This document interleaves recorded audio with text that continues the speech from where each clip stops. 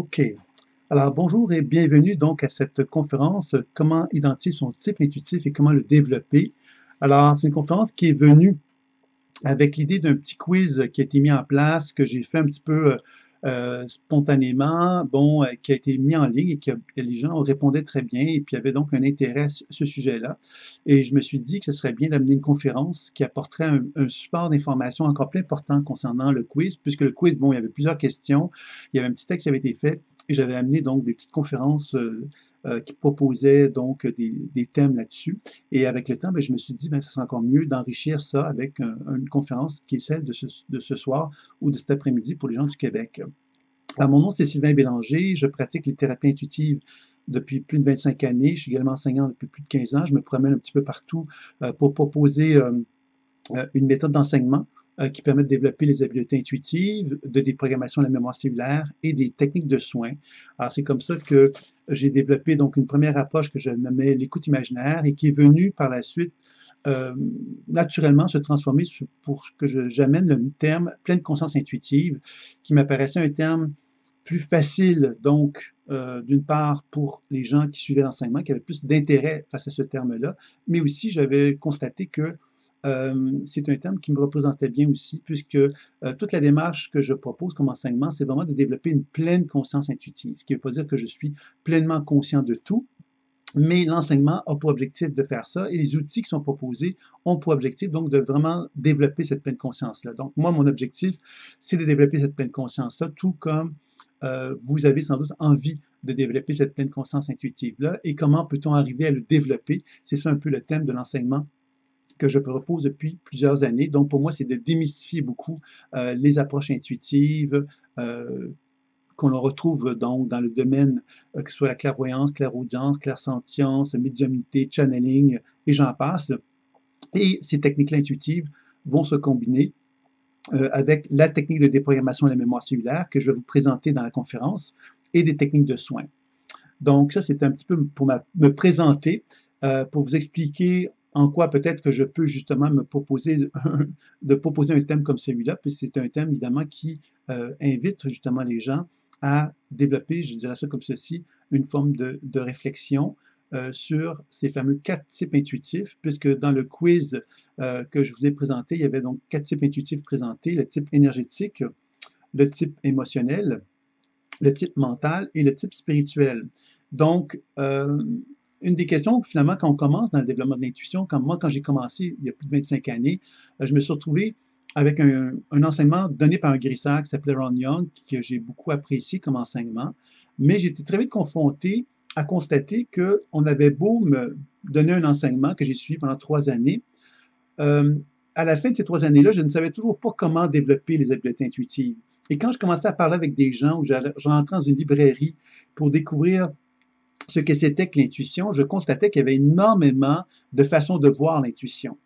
Il y avait le pendule, il y avait quelque part, bon, donc le radiesthésie, le pendule, il y avait donc la boule de cristal, il y avait donc la clairvoyance directe, la perception de l'avenir, la perception des mémoires d'autres vies, etc. Donc il y a beaucoup, beaucoup de façons d'aborder le domaine intuitif. Et moi, ce que je n'arrivais pas trop bien me comprendre là-dedans parce que beaucoup d'éléments d'information, d'explication étaient très ésotériques à mes yeux à moi, qui ne permettait pas de comprendre comment fonctionnait le développement des habiletés intuitives. Et c'est ça qui m'a amené donc justement à m'intéresser euh, à comment pourrions-nous développer les habiletés intuitives. Puis c'est évident que pour moi, l'élément clé, c'est la compréhension. Comprendre comment fonctionnent les mécanismes qui permettent de développer nos habiletés intuitives. C'était vraiment ça qui a été mon cheval de bataille depuis toutes ces années-là. Et les 4 types intuitifs que je vais vous proposer, je vais vous les présenter dans un contexte, dans le cadre un petit peu d'une typologie que je suis en train de développer, qui va nous permettre peut-être de comprendre un peu mieux comment euh, comprendre mieux notre position, nous, en tant qu'intuitif, c'est quoi mon type, hein, en fin de compte, et de voir de quelle façon que je peux augmenter ou améliorer les compétences que j'ai par rapport à ce type-là, et comment peut-être que je pourrais développer les autres habiletés intuitives que je pourrais avoir, puisque on parle de 4 types intuitifs, on va voir que ces 4 types intuitifs-là nous sont tous accessibles à des degrés différents, selon notre intérêt, bien sûr, mais aussi cette envie que l'on a peut-être justement d'augmenter nos habiletés, d'élargir notre champ de conscience pour être capable de développer ces habiletés-là. Alors moi, donc, la première chose que j'aimerais donc vous dire, c'est ça, c'est que on a tous des façons. Il y a des gens qui vont se dire, ben moi, je capte dans mon corps des perceptions. Je rentre dans un espace, puis je capte les énergies des gens. Il y a des gens qui vont vous dire, bon, j'utilise la radiesthésie, donc la boule de cristal, d'autres les cartes. Il y a plein de façons de stimuler notre intuition. Et à travers justement les 4 types que je vais vous présenter, on va essayer de voir de quelle façon, de mieux comprendre justement cette diversité-là, de quelle façon qu'on peut l'augmenter, la développer. Bien sûr que je vous parlerai de la pleine conscience intuitive, puisque, à mon sens, à moi, la pleine conscience intuitive est très intéressante elle permet de développer toutes ces habiletés-là, mais en se libérant aussi des outils nécessaires, c'est-à-dire qu'on n'a pas besoin de cartes, on n'a pas besoin de radiesthésie, on n'a pas besoin de quoi que ce soit pour développer cette habileté intuitive-là, sinon d'être conscient, d'avoir une conscience et d'avoir la capacité de jouer avec cette conscience-là pour voyager en soi ou vers un partenaire. Donc, c'est vraiment ça qui est l'objectif de la pleine conscience intuitive. Donc, sans plus tarder, je vais peut-être commencer avec le premier type, qui est le type énergétique. Alors, le type énergétique ou le type physique, en fin de compte, au niveau intuitif, ça veut dire quoi? Ça veut dire que c'est quelqu'un qui a davantage une perception de ce qui se passe autour de lui à travers son corps ou à travers son ressenti énergétique. C'est-à-dire qu'il a plus conscience dans son corps de ce qui se passe. Alors, c'est quelqu'un qui va naturellement, dès la naissance, avoir une certaine forme de compréhension naturelle des choses matérielles. C'est-à-dire que c'est quelqu'un qui va, par exemple, comprendre très rapidement comment une mécanique de voiture fonctionne, qui va naturellement comprendre comment construire une maison, qui va naturellement comprendre de façon instinctive et intuitive comment la matière fonctionne. Donc, ce sont des gens qui naissent sur Terre avec cette compréhension innée, je dirais, du monde terrestre.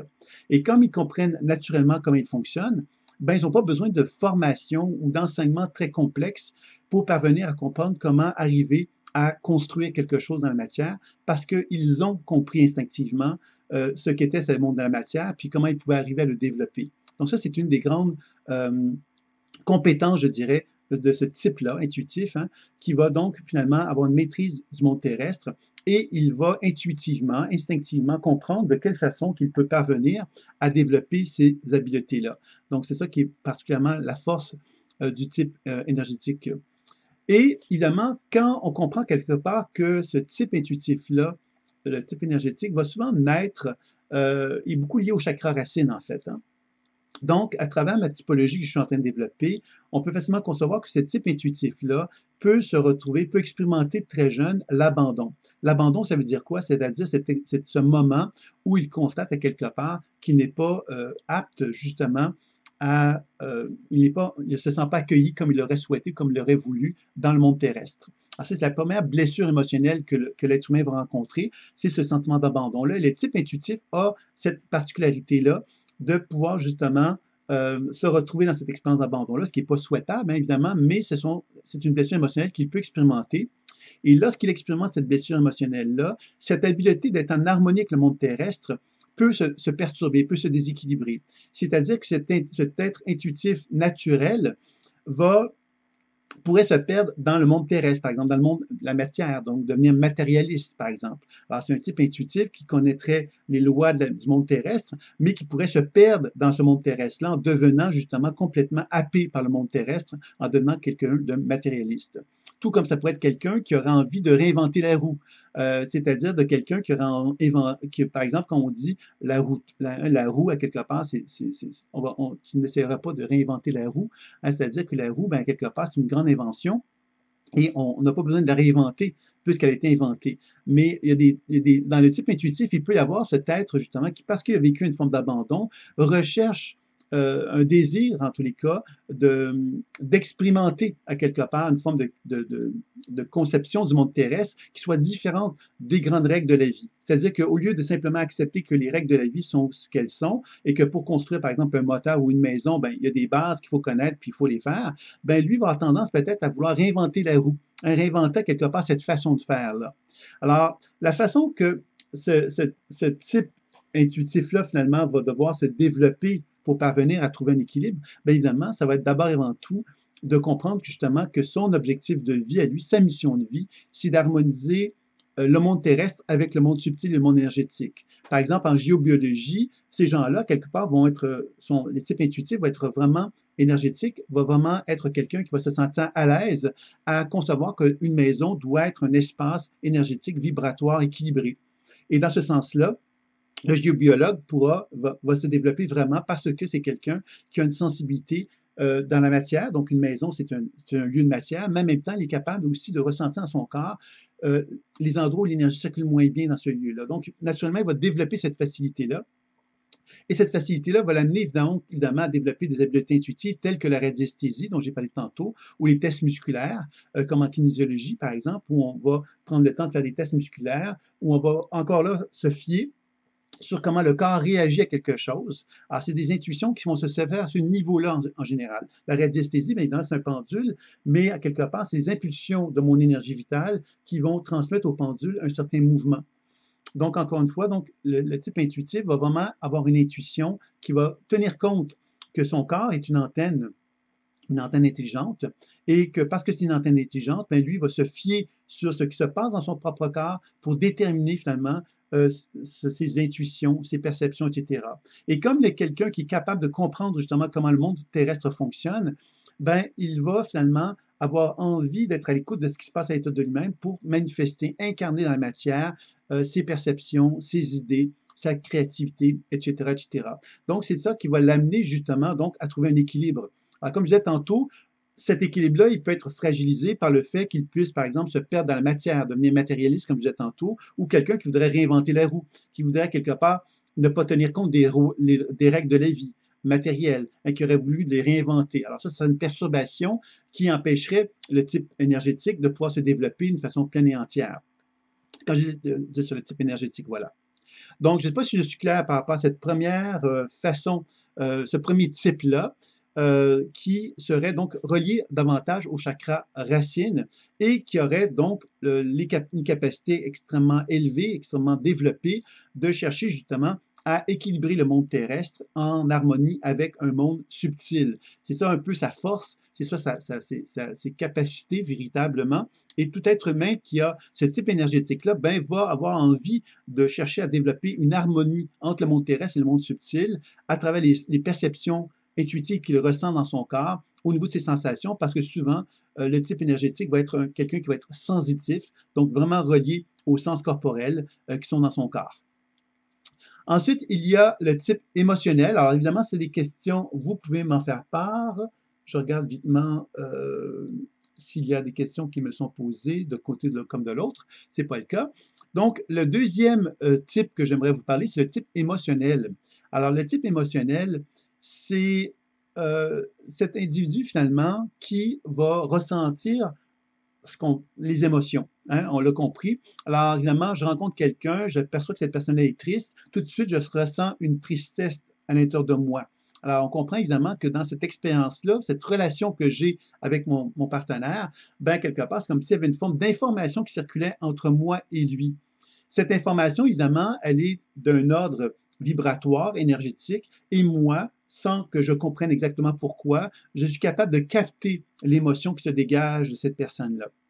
Donc, on a peut-être déjà vécu ça nous-mêmes. Hein. Chacun d'entre nous avons à un degré plus ou moins important, peut-être déjà constaté que nous avions cette sensibilité. On peut percevoir ce que l'autre expérimente, ce que l'autre vit, sans que l'autre ait à nous le communiquer ou à nous le dire.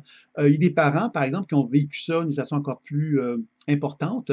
Hein. Par exemple, ils sont au Québec, par exemple, puis un de leurs enfants, surtout dans un autre pays très lointain, et cet enfant-là vit quelque chose de très fort, très puissant, et le parent le ressent très fort dans son corps. Il sait instinctivement qu'il se passe quelque chose d'important pour son enfant. Alors, vous voyez que ce phénomène-là, c'est ce que j'appelle, moi, le type émotionnel. C'est un individu, justement, qui va donc être un peu comme une antenne sensitive, basée sur les émotions, et dans lesquelles ça ne répond pas aux règles de l'espace-temps, c'est-à-dire que moi, je peux être connecté avec une autre personne à l'autre bout du monde, puis ne pas avoir de problème à être capable de communiquer avec lui au niveau de mes perceptions émotionnelles. Avec l'Internet, on peut certainement envisager que le type émotionnel a il y a des moyens de le développer. On est plus apte à le développer, ce type émotionnel-là, le type intuitif émotionnel, parce que justement, l'Internet ouvre la porte à de nouvelles façons de concevoir les échanges humains. Avant, les échanges humains, c'est qu'il fallait se voir physiquement. Il fallait se parler au téléphone. Mais aujourd'hui, bien évidemment, on peut être dans le confort de son chez-soi et communiquer, comme je le fais présentement avec vous, sans tenir compte des distances. Vous pourriez être à l'autre bout du monde et vous pourriez communiquer avec moi si vous avez une bonne connexion Internet. Donc, ça veut donc dire qu'on est en train de comprendre en tant qu'être humain qu'il est possible d'avoir des relations avec d'autres êtres humains sans tenir compte de la distance.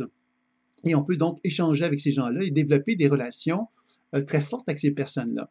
Moi, j'ai vu souvent des gens tomber en amour ou tomber amoureux dans des situations justement où ils n'avaient jamais rencontré la personne avec laquelle ils étaient en relation parce que simplement ils avaient eu des échanges par mail, par chat, etc. Ils avaient donc développé une relation intime avec ces personnes-là sans pourtant les avoir jamais vraiment vues, jamais rencontrées. Ils avaient une relation profondément d'amour envers ces personnes-là. Donc, tout ça se fait comment? Bien, se fait à travers justement cette capacité que moi j'ai de me synthétiser à un autre être humain et de raisonner avec lui. Et dans cette résonance-là, même si je ne le vois pas, même si je ne le touche pas, j'arrive à ressentir, à capter des choses de cette personne-là. Un peu comme si les frontières de deux êtres humains se dissolvaient, disparaissaient et qu'on renouait contact avec l'âme de l'individu. Donc, le type émotionnel, c'est quelqu'un qui va vraiment avoir une facilité à développer cette capacité de communiquer avec les profondeurs de l'être qui se trouve devant lui. Et le type émotionnel, c'est quelqu'un qui va rechercher d'abord et avant tout ce que moi j'appelle l'authenticité et la congruence. L'authenticité, qu'est-ce que c'est? C'est que moi, si je vous rencontre et que je vois quelque part en vous, par exemple, vous dire, ah, bonjour, comment ça va? Et que vous avez l'air d'être relativement bien. Et que moi, malgré tout ça, malgré que le fait que je vous vois et que vous avez l'air bien, je ressens dans mon propre corps une forme de tristesse qui est à l'intérieur de vous. Et cette tristesse-là, quelque part, m'affecte parce qu'évidemment, elle me fait constater que cette tristesse-là, ben, finalement, elle est très lourde et j'essaie de comprendre pourquoi vous vous présentez à moi avec un regard souriant, alors que finalement, derrière ce regard souriant-là se cache cette émotion de profonde tristesse. Alors, c'est là, évidemment, que le type émotionnel, le type intuitif émotionnel, c'est quelqu'un qui va chercher justement cette forme d'authenticité-là. C'est-à-dire qu'il va avoir tendance à vous dire, mais c'est drôle hein, que tu me présentes un beau sourire, mais au fond de moi, je sens une grande tristesse. Puis j'aimerais ça savoir quelque part, qu'est-ce que ça veut dire cette tristesse-là? Parce que moi, je la sens, puis je suis convaincu qu'elle est là. Donc, vous voyez, ce sont des gens qui peuvent être dérangeants.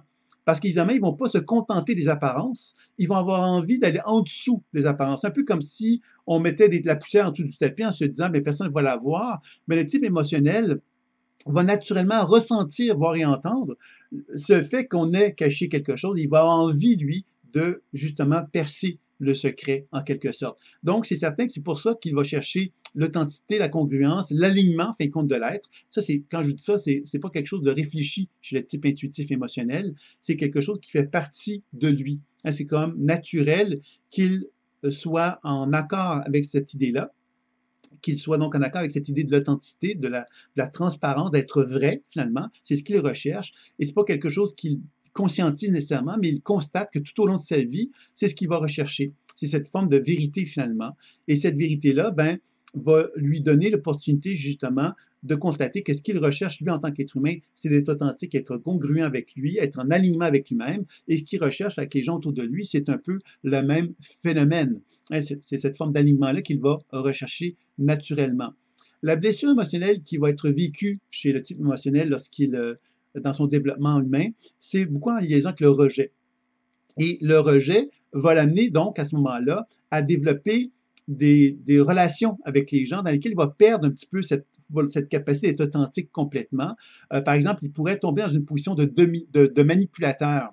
C'est des termes un peu gros, mais je vous invite à les regarder de façon caricaturale et sans porter de jugement dessus. Mais le manipulateur, qu'est-ce que c'est? C'est l'individu, justement, qui a compris, lui, que pour avoir du pouvoir sur les autres, pour être capable d'influencer les autres, pour pouvoir être capable d'exister auprès des autres, il fallait justement développer une certaine forme de puissance par la parole, une puissance d'imposer quelque part ce qu'on ressent, ce qu'on perçoit face aux autres, et on va devenir donc quelqu'un qui a une parole facile et qui peut donc vendre à un Esquimau un réfrigérateur, par exemple, pour prendre une caricature. Hein. Quand on pense aux intuitifs, ben, c'est évident que quand on commence à penser à manipulateurs, on pense certainement aux intuitifs qui ont développé des habiletés intuitives, mais qui ont compris quelque part que pour être capable de pouvoir justement développer une certaine forme de relation de pouvoir avec leur clientèle, ils vont finalement développer un genre de stratège.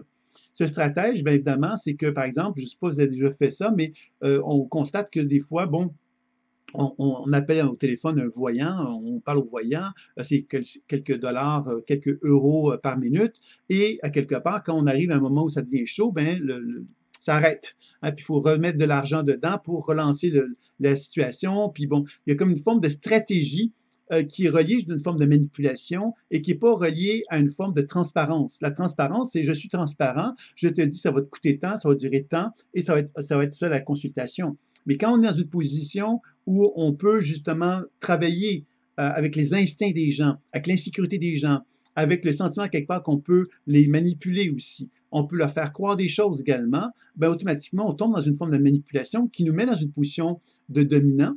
Et le dominant, ben, effectivement, fait que l'individu qui vient nous voir, ben, il devient dépendant de nous. Et moi, personnellement, j'ai vu ça très, très, très fréquemment.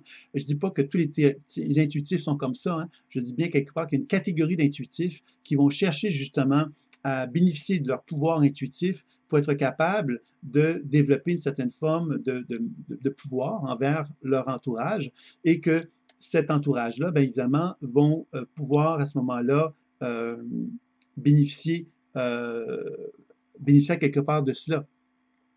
Et c'est évident, quelque part, que cette situation-là, où ces intuitifs-là vont être, entre guillemets, dominants, bien, évidemment, ça va créer une mauvaise réputation auprès des intuitifs. Puis on sait évidemment qu'il y a un certain type de gens qui font de la thérapie intuitive, qui font de l'intuition, qui vendent un peu des services bon, dans lesquels l'aspect peur, l'aspect crainte vont être très, très au rendez-vous.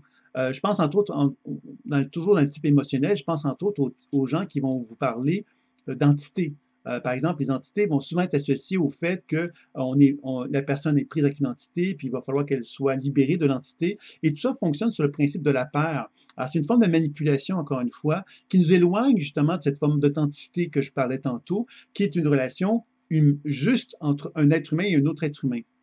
Quand on tombe dans cette forme de manipulation, on n'est plus dans une position de justesse, on est dans une position justement où deux êtres humains se retrouvent dans une situation qu'on pourrait dire ça comme ceci, là, de domination, un qui essaie d'avoir le pouvoir sur l'autre, et malheureusement, dans une certaine voie intuitive, on retrouve beaucoup, beaucoup de cette réalité-là. Donc ça, c'était la chose que j'avais envie de vous parler. Et bien évidemment, d'autres types de situations où on va constater que les gens peuvent être, le type intuitif émotionnel peut, suite au rejet, peut développer une certaine situation, en quelque part, d'intériorisation. C'est-à-dire que cet individu-là va être un grand intuitif, mais comme il n'a pas été habitué à se mettre dans une position où il est entendu, où il est reconnu, il va capter les choses à l'intérieur de lui-même, mais il va les garder à l'intérieur de lui. Il ne va pas nécessairement les partager ou les exprimer. Et souvent, ça va entraîner des gens qui ont une grande capacité de sensibilité, une grande capacité intuitive, je dirais, mais quelque part sont comme pris avec parce qu'ils ne les partagent pas. Donc, ils sont toujours un petit peu dans une position de doute parce qu'ils ne savent pas vraiment jusqu'à quel point qu'ils peuvent dire que ces perceptions intuitives sont réellement justes ou pas. Donc, ça, c'est un autre élément dont il faut tenir compte aussi. Alors, une autre chose par rapport au type émotionnel intuitif, bien évidemment, dans cette perturbation, dans ce déséquilibre, je dirais, de ce regard émotionnel dans lequel on pose un regard où les émotions sont bonnes ou mauvaises, hein, parce qu'évidemment, dans le type émotionnel intuitif, cette recherche de, d'une relation authentique peut amener aussi de prendre un prisme, un regard sur le bien et le mal. Donc, les entités bonnes, les mauvaises entités. Vous voyez, ça, c'est un exemple. Le bien et le mal. Il y a des bonnes personnes, des méchantes personnes. Alors, moi, quand je sens des frissons, quand je sens des émotions, je sais que cette personne est mauvaise pour moi. Alors, c'est un peu des analyses qui nous amènent à une forme de jugement vers l'extérieur. Et ce jugement-là, évidemment, bien évidemment, il pourrait être questionné davantage. On pourrait questionner davantage pourquoi tu dis que ça, c'est négatif, pourquoi tu dis que ça, c'est mauvais, pourquoi tu dis que cette personne-là est négative pour toi. C'est d'apprendre justement à être capable de développer une position de témoin par rapport à ce qui se passe à l'intérieur de soi au niveau émotionnel, plutôt que simplement de projeter sur les autres certaines émotions, par exemple, de ça, c'est une personne négative pour moi. Mais pourquoi les négatives? Vous voyez, alors ça amène, donc évidemment, on va le voir par le biais de l'enseignement de la pleine conscience intuitive, de quelle façon qu'on peut arriver à un discernement plus important qui va nous éloigner d'une certaine façon de cette façon de voir les choses qui peuvent des fois être un peu trop dichotomique, un petit peu trop orientée sur « Ah, ça c'est bien, ça c'est mal ». Je pense au niveau des vies antérieures aussi. Il y a des gens qui se spécialisent dans les lectures de vie antérieure, qui vont vous parler de vie antérieure qui explique pourquoi on a un karma, pourquoi on a une vie difficile, pourquoi ceci, pourquoi cela. Alors, tout ça, finalement, c'est une façon de nous mettre dans une position, quelque part, où finalement, bon, ben, tu as fait des choses horribles dans une autre vie, c'est pour ça que tu vis une vie horrible aujourd'hui, donc c'est ta faute. Alors, vous voyez, c'est une espèce de rapport de force dont je parlais tantôt, qui nous ramène encore une fois une forme de situation où on pourrait se sentir coupable parce qu'on se dit, ben finalement, c'est donc de ma faute, hein, donc je mérite ce que j'ai. Alors, il y a toute cette notion-là, quelque part, qui peut être des fois mal gérée, je dirais, mal perçue, mal exprimée, qui fait que, évidemment, la position de l'intuitif va transparaître finalement cette vision du bien et du mal qui peut vraiment nous éloigner, je dirais, de ce que j'appellerais l'évolution de la conscience, puisque l'évolution de la conscience nous amène à comprendre qu'on peut envisager qu'il est possible de se libérer du bien et du mal. Se libérer du bien et du mal, c'est d'arrêter de voir le bien ou le mal partout, mais de comprendre effectivement qu'au-delà du bien et du mal, il y a quelque chose d'encore plus riche et qui nous amène vers des types d'intuitions plus élevés aussi que ceux que j'ai présentés jusqu'à maintenant. Donc ça, c'était pour vous présenter le type émotionnel intuitif. Il y a ensuite, évidemment, c'est des questions, n'hésitez pas à me le faire savoir. Alors, la question qui m'était posée ici, peut-on être émotionnel? Les épreuves de la vie changent notre identité intuitive. Bien sûr que tout au long de notre vie, et surtout les blessures émotionnelles que je vous ai parlé, justement, dans l'abandon, dans le type énergétique ou le rejet et même l'humiliation dans le type émotionnel, vont évidemment entraîner des modifications parce que ça va nous amener dans une position où on va avoir l'impression, quelque part, qu'on ne peut pas être en alignement avec soi-même. On ne peut pas être en alignement avec notre nature. Et c'est là que ça va dénaturer, justement, notre sensibilité. Et il faut bien comprendre que, traditionnellement parlant, l'être humain, très jeune, en tant qu'enfant, on lui dit « Ne fais pas confiance à ton imaginaire. Ne fais pas confiance à ton monde intérieur. » Parce que c'est un monde, à quelque part, d'imagination. C'est un monde de rêverie, c'est un monde de fantaisie, c'est un monde faux. Alors, évidemment, on va sans s'en rendre compte, s'éloigner de ce monde-là et développer à quelque part ce que j'appelle le monde des adultes. Et le monde des adultes, ben, lui, va nous éloigner de cet univers intérieur qui est en soi et va nous éloigner effectivement de notre type naturel qui est en nous, puis va nous éloigner également de notre habileté à développer ce que j'appellerais des compétences plus vastes dans les 4 types d'intuition, parce que je pense que par le biais d'un apprentissage, on peut arriver à développer chacun des types qui nous sont proposés. Donc ça, c'est quelque chose que je crois qui peut être intéressant aussi, donc, à se rappeler. Je regarde pour les autres questions s'il y en a eu d'autres.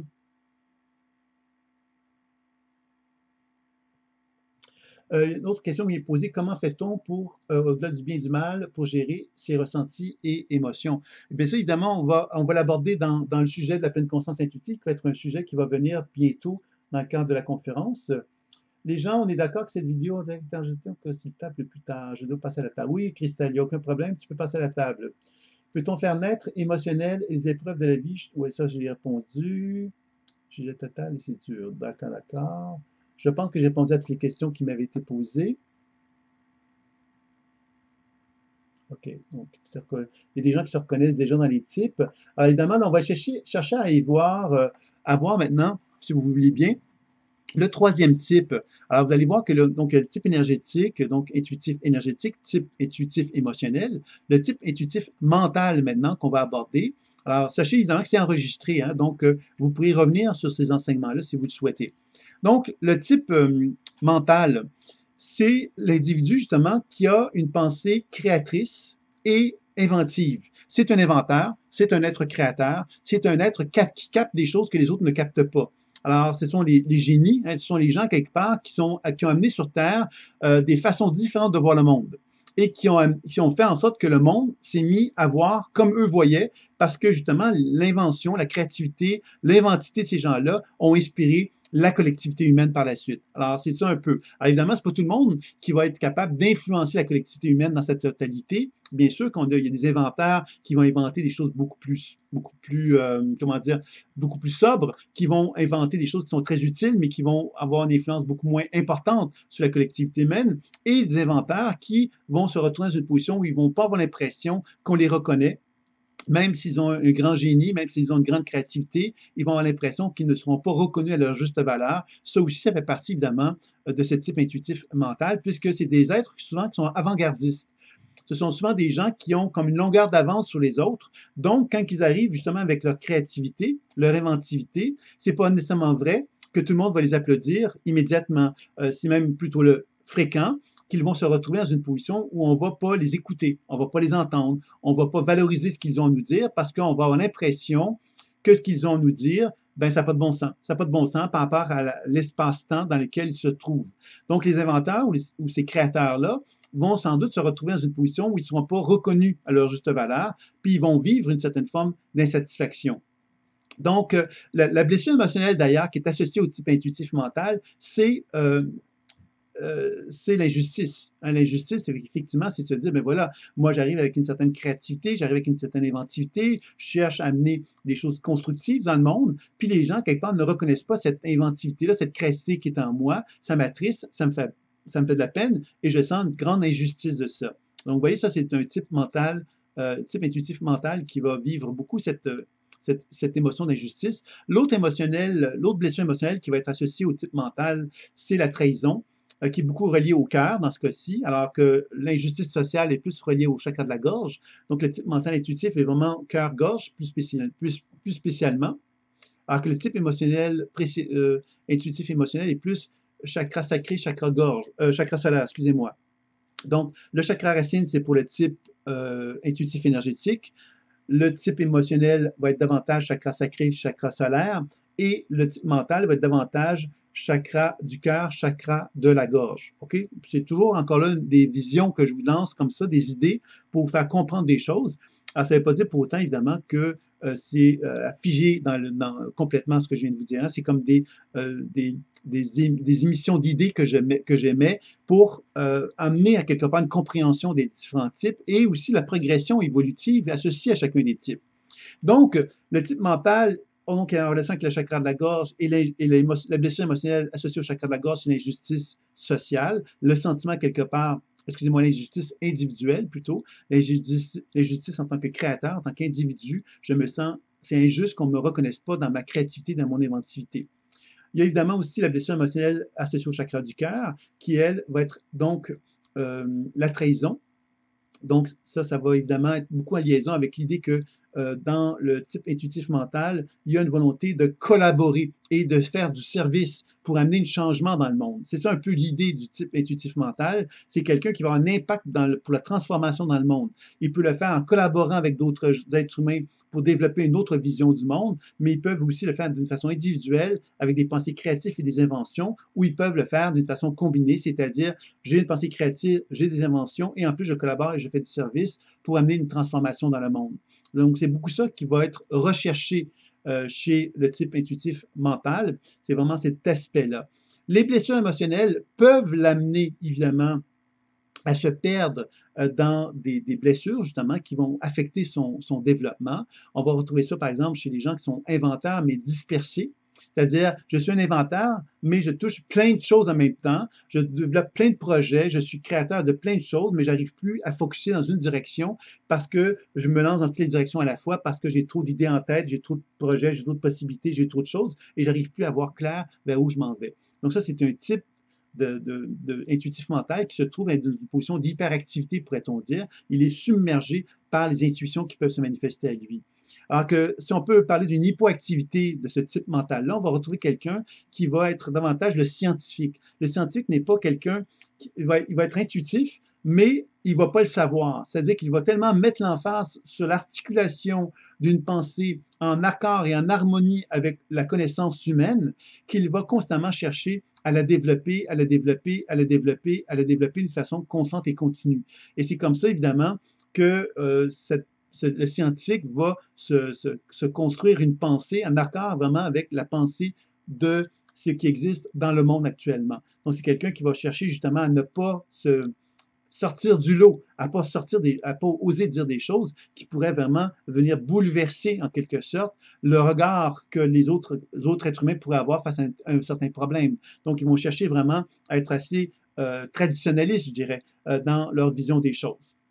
Alors, vous voyez que dans ces cas-là, ça veut donc dire que quelqu'un qui est devenu un peu comme un scientifique, c'est quelqu'un qui aurait peut-être une intuition mentale, mais qui n'aurait pas appris à la développer ou à lui faire confiance, dû au fait qu'il avait des appréhensions à se laisser aller là-dedans. Alors, vous voyez que quand on vous parle donc de ces blessures émotionnelles, ben, ça va affecter justement le type intuitif dans lequel on se retrouve et qui va l'amener donc peut-être à s'éloigner de son habileté à développer cette habileté-là. Mais on va le voir de toute façon dans la dernière étape de la conférence, de quelle façon qu'on peut développer ces habiletés-là, et ça sera sûrement un sujet intéressant.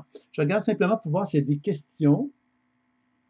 Il y a une René qui me demande, en méditation, nous devrions donc travailler davantage là où les chakras pour lesquels on sentirait une certaine blessure.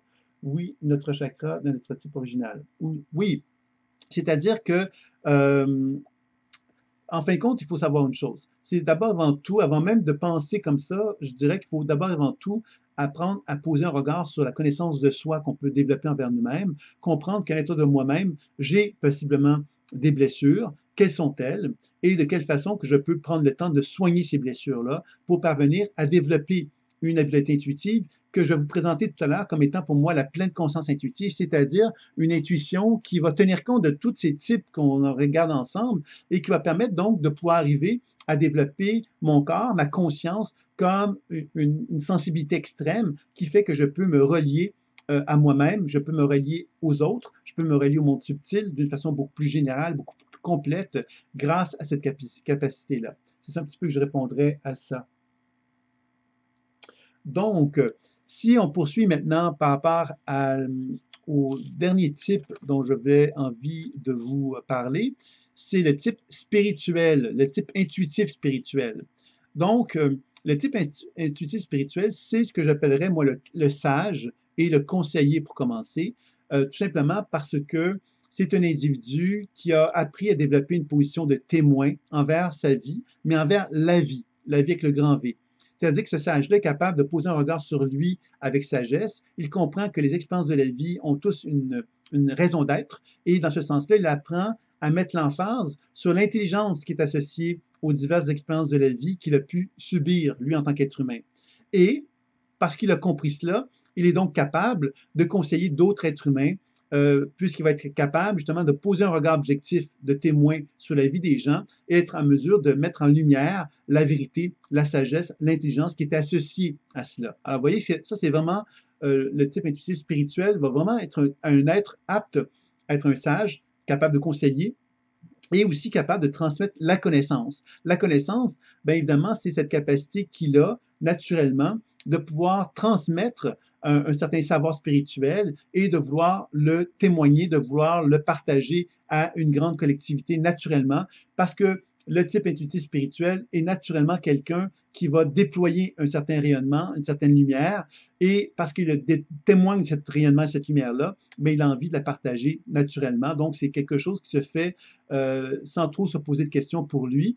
Et c'est certain que c'est quelqu'un qui va se retrouver dans une position souvent de reconnaissance, c'est-à-dire que parce qu'il dégage quelque chose d'harmonieux, ben les gens vont avoir envie d'être avec lui, vont avoir envie de le suivre également. Donc, ça va créer à ce moment-là une genre de communauté. Alors souvent, c'est ça qui va se distinguer du type intuitif spirituel. Donc, encore une fois, on pourrait aborder le type intuitif spirituel avec la notion de blessure. Donc, il y a l'injustice sociale et spirituelle qui va être associée à ces blessures émotionnelles. L'injustice sociale, ça veut dire quoi? Ça veut dire qu'en tant que sage et conseiller, je me retrouve dans une position où j'ai le sentiment quelque part que la collectivité ne me reconnaît pas dans cette sagesse et dans cette capacité que j'ai de voir clair dans la vie. Alors, j'ai la capacité de voir clair dans la vie, mais les gens, la communauté, la société me donnent des indices que je ne suis pas apprécié dans cette capacité que j'ai. Donc, je vais vivre donc une injustice sociale, c'est-à-dire que la société, socialement parlant, je me sens rejeté. Je ne me sens pas dans une position d'accueil par rapport à la collectivité. Donc, ça, c'est un type d'injustice qui va se vivre, qui va être beaucoup relié au chakra frontal. Et au niveau du chakra couronne, qui est le sommet de la tête, on va vivre davantage une injustice spirituelle. L'injustice spirituelle, c'est le sentiment que j'ai d'être abandonné par la voie spirituelle, par Dieu, on va l'appeler comme ça, par une énergie plus grande que moi qui aurait dû me donner une certaine forme de valorisation, me donner une certaine forme de valeur, une certaine forme de position plus appropriée dans ma vie et que je constate qu'elle ne me la donne pas. Donc, je vis à quelque part une frustration, un sentiment de mécontentement, parce que j'ai l'impression justement que la vie ne m'aide pas, que la vie ne me donne pas de cadeaux, qu'elle ne me donne pas de satisfaction pour constater que c'est agréable de la servir. Au contraire, j'ai l'impression que je sers quelque chose qui me donne des couteaux derrière. Et c'est là qu'il y a une forme d'injustice spirituelle qui va se vivre. Donc, vous comprendrez que dans ces conditions-là, justement, qu'est-ce qui va se passer chez le type intuitif spirituel? Et ça, vous allez comprendre ce que je veux dire par là. On peut se retrouver dans une situation que moi j'appelle le connecté. Dans le cas où il y a trop d'énergie dans les chakras supérieurs, on va devenir connecté. Connecté dans le sens péjoratif du terme. Je me sens connecté, et parce que je me sens connecté, ben, quelque part, je suis l'incarnation de Dieu ou de Jésus, et parce que je suis l'incarnation de Jésus, ben, je vais amener la transformation dans le monde.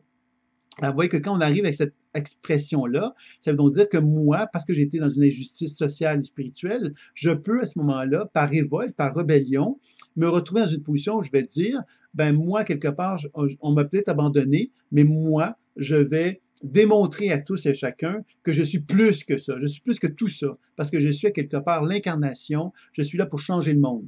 Alors, vous voyez que là, c'est là qu'on peut constater qu'il peut y avoir des situations tu sais, quand on parle de sectes, par exemple, des sectes religieuses ou des sectes spirituelles, on va souvent constater que dans ces situations-là, les gens, les gens qui sont les maîtres, en quelque part, de ces mouvements-là, peuvent des fois perdre la carte.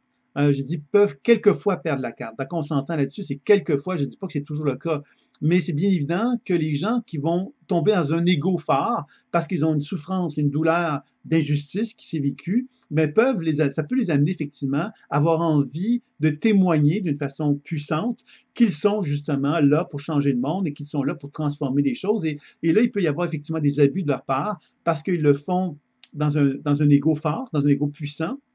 Il va être reconnu, il va être respecté, il va être valorisé, il va être aimé, il veut un tas de choses qui fait que ces gens-là vont souvent se retrouver dans une position où ils vont créer des espaces, des communautés spirituelles, mais ces communautés spirituelles, si elles ne sont pas faites en accord avec les lois de la vie, ben elles peuvent effectivement être simplement une reproduction de situations où un maître spirituel pourrait vouloir profiter de d'autres êtres humains parce que lui, justement, son désir, c'est d'être reconnu, être apprécié, être aimé, être valorisé, être vu comme un être divin.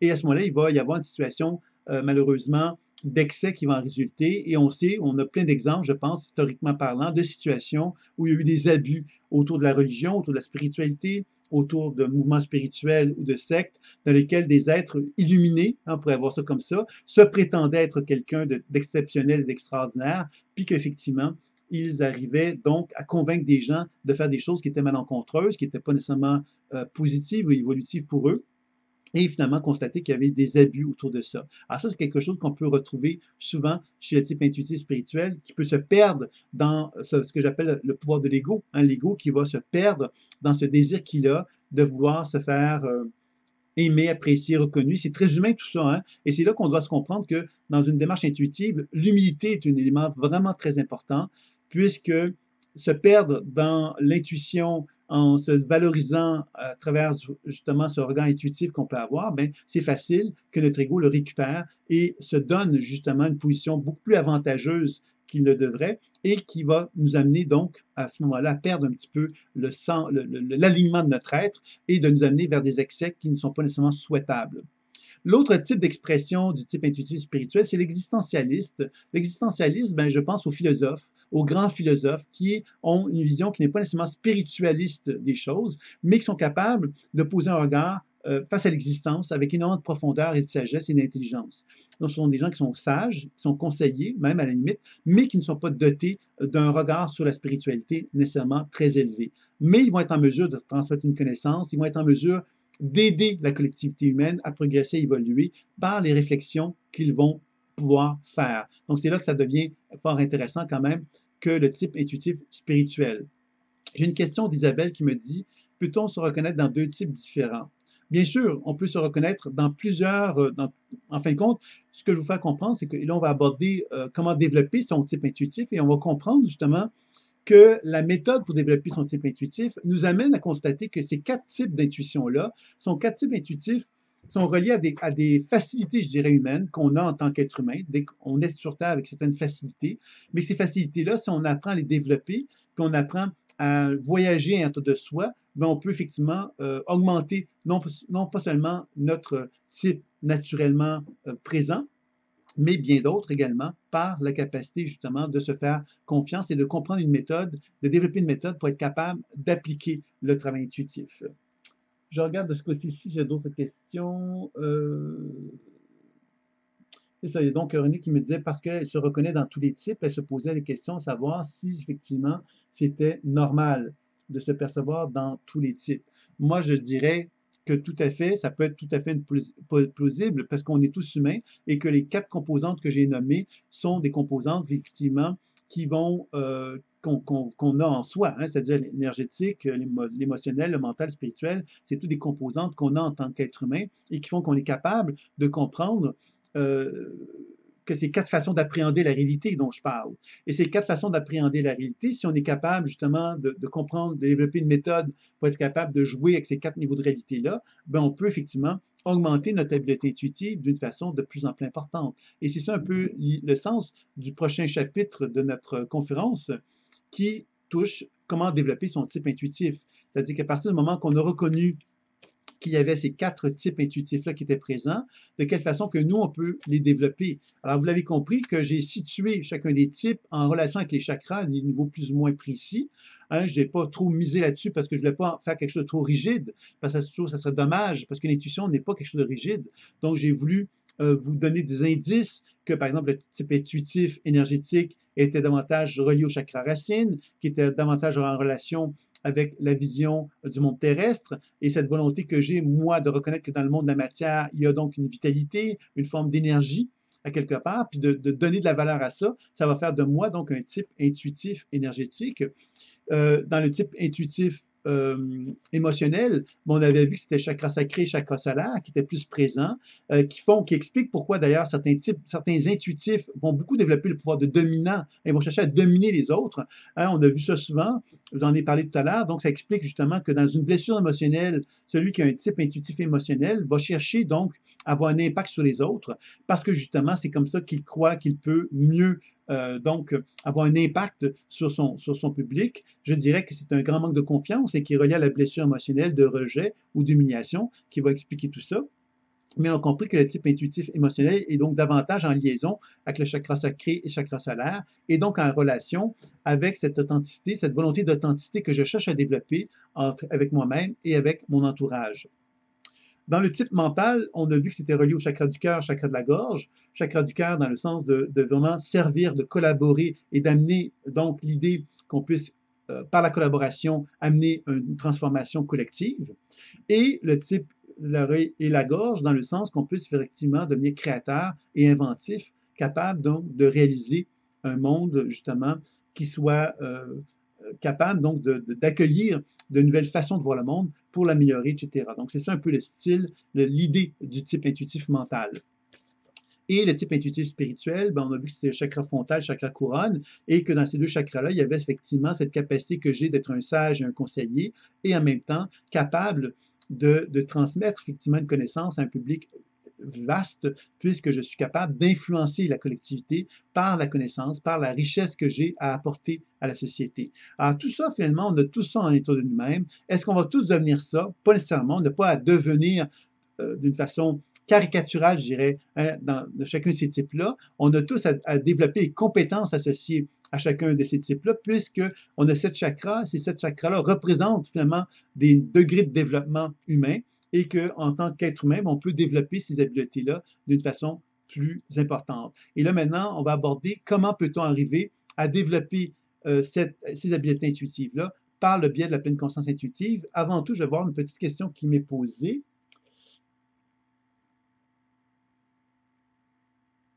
OK, c'est ça, Renée qui me disait qu'elle avait tendance à se voir un peu partout dans tous les types, puis elle me dit qu'elle avait une nature caméléon et qui expliquait justement, elle se posait la question si c'était vraiment juste d'être dans une position de caméléon, euh, puisque quelque part, bien évidemment, ça lui donne le sentiment elle change toujours le dialogue.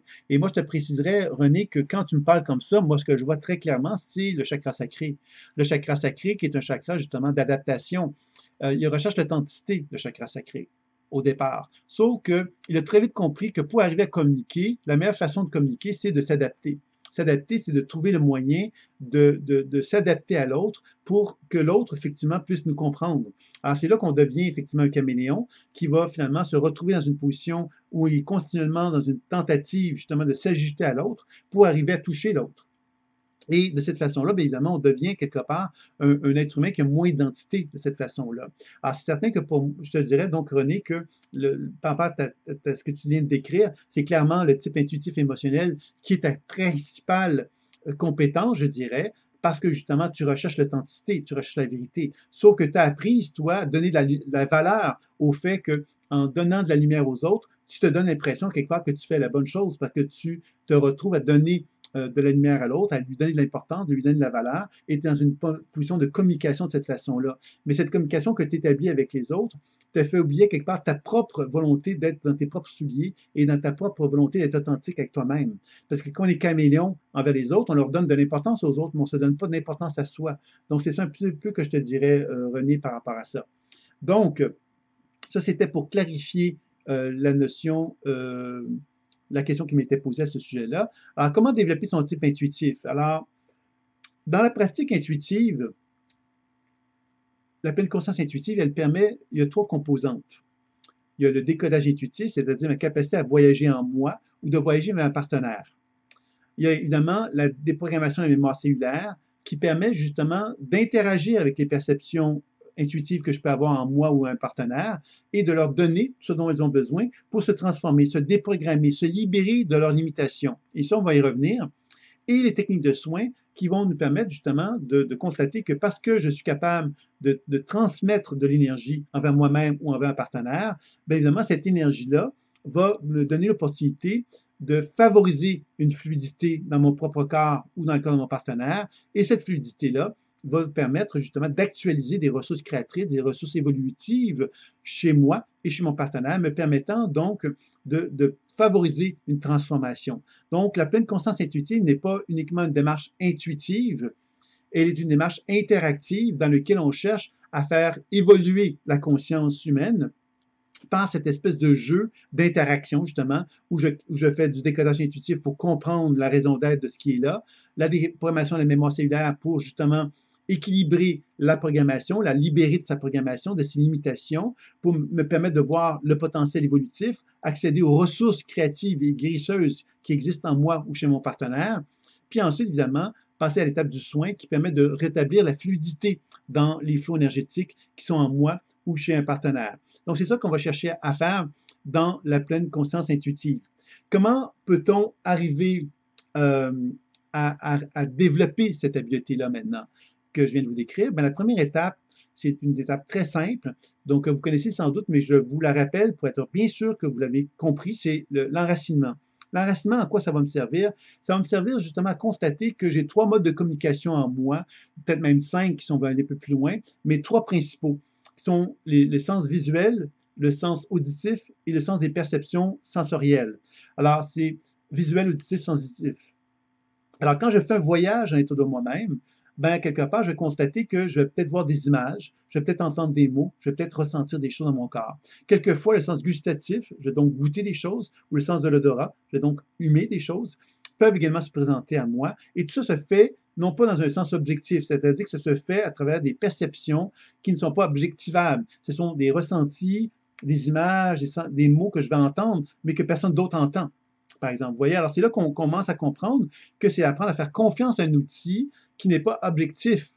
Et que si je m'enracine, par exemple, qu'est-ce que je vais chercher à faire? C'est que je vais chercher simplement à imaginer que je vais créer des racines sous la plante de mes pieds qui vont me permettre de me syntoniser au champ tellurique de la Terre. Et ce champ tellurique de la Terre, je vais chercher à le faire remonter à mes pieds, à faire en sorte que l'énergie circule dans mes deux pieds et je la fasse remonter progressivement jusque dans mon cœur. Donc, la pratique de l'enracinement va me permettre justement de développer une relation intérieure avec moi-même, dans laquelle ce n'est pas ma tête uniquement qui va être présente à moi, mais au contraire, je vais développer ma conscience pour que mes pieds soient présents à moi, que mes chevilles soient présentes à moi, et ainsi de suite. Donc, tout mon corps, cette relation avec l'énergie de la Terre me permet de me reconnecter avec le sol et de constater que cette connexion-là avec le sol me donne l'opportunité de constater que je suis une antenne qui peut vibrer de plus en plus fortement grâce au fait de développer cette habileté à faire bouger l'énergie de la Terre du sol vers mes pieds, vers mes chevilles, mes mollets, mes genoux, mes cuisses, mes hanches, mon bassin, mon chakra racine, chakra sacré, chakra solaire, chakra du cœur.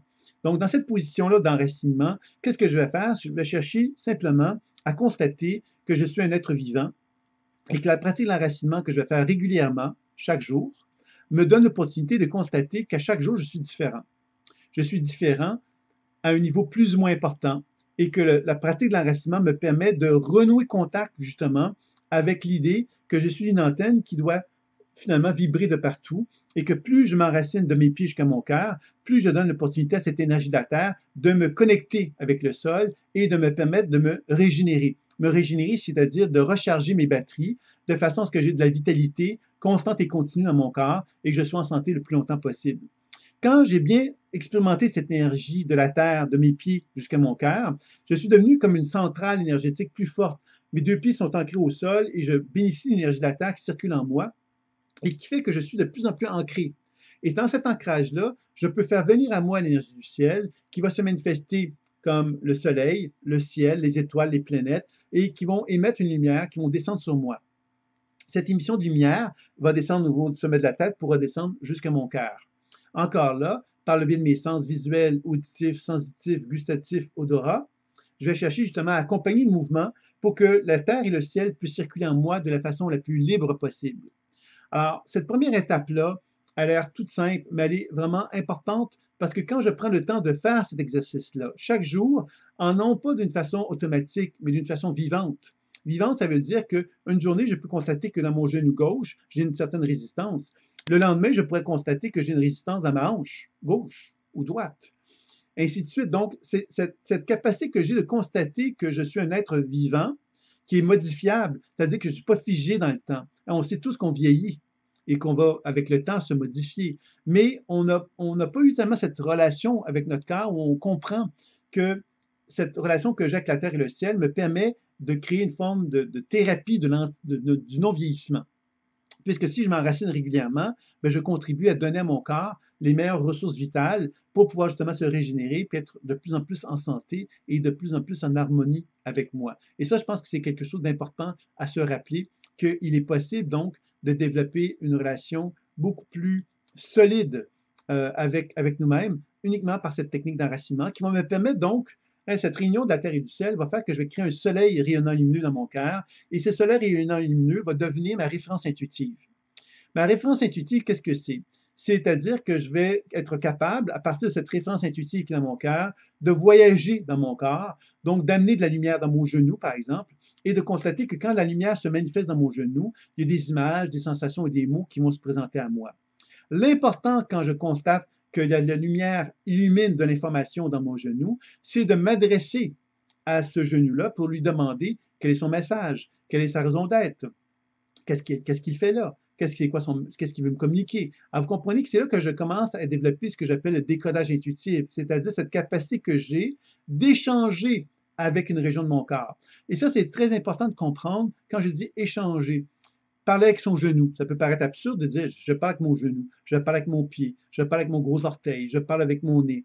Mais c'est là qu'on commence à comprendre que le soleil rayonnant lumineux devient finalement une référence intuitive qui va me permettre de mettre en évidence que certaines régions de mon corps qui ne sont pas en paix et en harmonie avec moi pour diverses raisons. Et que quand je mets de la lumière dans ces régions-là, ben, ces régions-là, qu'est-ce qu'elles vont me témoigner? C'est la perturbation. C'est les potentiels d'auto-guérison qui peuvent être présents également. Et c'est qu'en établissant cette communication avec cette région-là, ben, j'apprends justement à donner de l'espace pour que cette région puisse me parler.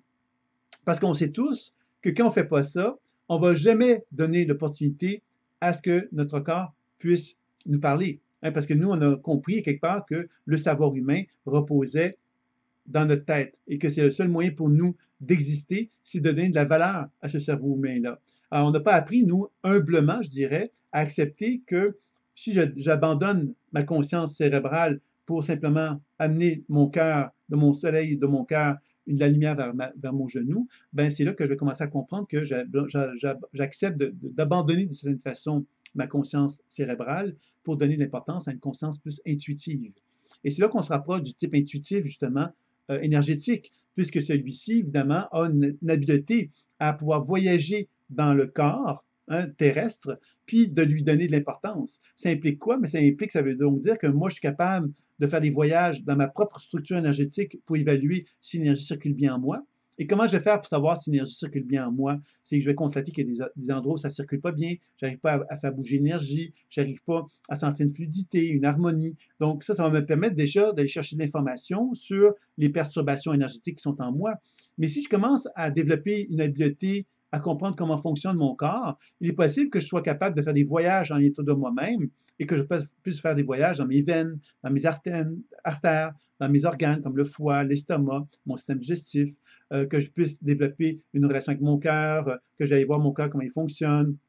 Vous voyez que dans ce type d'intuition-là énergétique, on peut vraiment développer une expertise énergétique et physique qui fait que je suis capable de comprendre comment mon corps fonctionne et de quelle façon que je peux favoriser un processus de guérison pour l'aider justement à évoluer puis à progresser puis à cheminer. Alors, vous voyez que ça devient vraiment fort intéressant que simplement ce petit voyage que j'ai avec mon projecteur de lumière que je voyage dans mon corps, ben ce petit voyage que je fais m'amène justement à constater que chaque fois que je mets de la lumière dans une région, ben cette lumière-là va se transposer, va se manifester à moi sous forme d'images, de sensations et de mots que je vais pouvoir vraiment échanger avec mon organe ou avec la région de mon corps pour pouvoir arriver à développer une compréhension. Et sachez-le, il y a une forme d'intelligence qui anime mon corps et que quand je lui fais confiance à cette sagesse-là qui est présente dans mon corps, ben je découvre qu'elle est intelligente et qu'elle peut me transmettre de l'information qui vont dépasser ce que moi, je peux comprendre de ma propre réalité corporelle. Alors, évidemment, ce sont des mots que je vous dis. Alors, vous pouvez vous dire, oui, c'est peut-être vrai, c'est peut-être pas vrai, mais moi, ce que je vous dis, c'est expérimentez-le. Parce que l'expérimentation, c'est ça qui mérite finalement que vous puissiez m'écouter, que vous puissiez me croire. Moi, je ne vous demande pas de me croire sous parole. Je ne veux pas, faire une religion hein, de ce que je vous dis. Je veux faire au contraire, je veux surtout vous proposer d'expérimenter quelque chose qui vont vous amener à découvrir qu'il est possible véritablement de constater que dans mon propre corps, il y a une forme de sagesse, une forme d'intelligence, et que quand je lui donne de l'importance à cette sagesse qui est présente en moi, ben, je constate qu'elle me transmet de l'information, elle me transmet des informations vraiment qui me permettent de comprendre davantage la réalité de ce qui anime mon être, non pas simplement cérébralement dans ma tête, mais dans les cellules de mon corps. Et ça, c'est vraiment très, très, très intéressant. Je vous rappelle, pour ceux qui ne le savent pas, qu'il y a un physicien qui s'appelle Pop, qui a bien mis en évidence que le soleil émettait de la lumière et que les cellules de mon corps absorbaient et rémettaient de la lumière. Alors, cette absorption et cette rémission de lumière, ben, c'est un peu comme une respiration biolumineuse. Et que quand moi, je fais ces voyages dans mon propre corps, grâce à ce soleil rayonnant lumineux de mon cœur, ben, ce voyage que j'effectue m'amène à constater que selon la lumière, où je mets de la lumière dans mon corps, ben, je vais sentir effectivement mes cellules de mon corps qui sont plus ou moins capables d'absorber et de rémettre de la lumière, qui sont plus ou moins capables d'être dans une position de santé optimale ou non.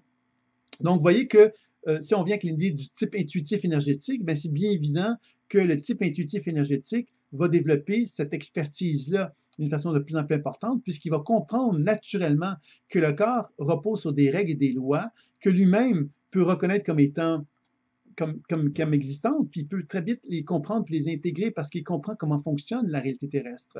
Et quand on fait ce voyage-là, ben, et qu'on fait confiance aux perceptions intuitives qui sont en soi, ben, on développe justement un sentiment d'accompagnement. On accompagne la vie qui est en nous et on collabore et on participe avec elle pour favoriser un processus de guérison. Et c'est ça un peu qui est certainement une étape vraiment fort importante dans le développement de la pleine conscience intuitive. Donc ça, c'était pour vous parler du volet décodage intuitif.